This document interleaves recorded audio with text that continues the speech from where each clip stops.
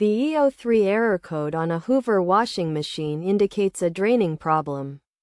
This issue can be caused by a faulty drain pump, a blockage in the drain hose, or bends in the hose. To resolve the problem, start by cleaning the drain pump.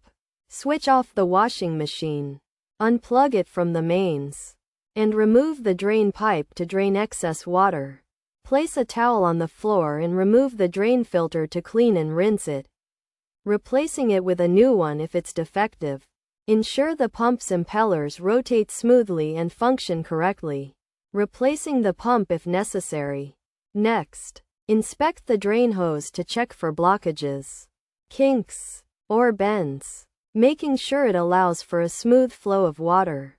By following these steps, you should be able to fix the E03 error code and get your washing machine working properly again.